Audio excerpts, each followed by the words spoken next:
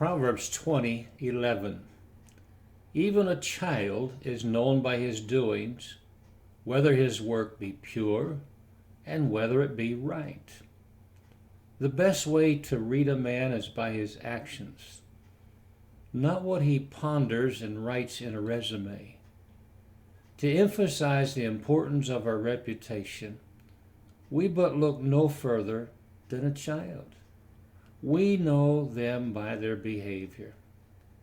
Hypocrites are exposed if you ignore their words and measure their actions by the Word of God.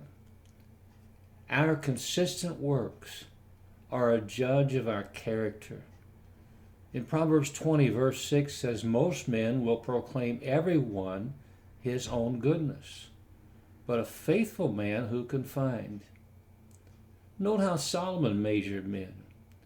In chapter 24, verse 30, he says, I went by the field of the slothful, and by the vineyard of the man void of understanding. He simply observed his property and made his conclusions. He goes on to say, and lo, it was all grown over with thorns, and nettles had covered the face thereof, and the stone wall thereof was broken down. Then I saw and considered it well. I looked upon it and received instruction. Yet a little sleep, a little slumber, a little folding of the hands to sleep. So shall thy poverty come as one that travelleth, and thy want as an armed man. Whether we like it or not, people notice if our yard is neat and trimmed, or if our house is cluttered or not, and whether it's dirty, or our car is normally clean both inside and out. It would do us well to make self-examination of what others see in how we dress and care for all that we own. Some say they don't care how others think, but that's a lie. Every time you fill out a resume, every time you wear the uniform of your job description, or park your car in the designated place. This verse we find is simply a test of hypocrisy.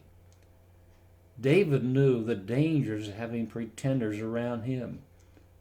In Psalm 144:11 he says, rid me and deliver me from the hand of strange children, whose mouth speaketh vanity, and their right hand is a right hand of falsehood. But having a good reputation is desirable and inviting. Proverbs 22:1 says, a good man is rather be chosen than great riches, and loving favor than silver and gold. Our goal is to be living epistles of truth and righteousness. 2 Corinthians 3, verse 2 and 3 says, ye are our epistles written in our hearts, known and read of all men. Forasmuch as ye are manifestly declared to be the epistles of Christ, ministered by us, written not with ink, but with the Spirit of the living God, not in tables of stone, but in fleshly tables of the heart.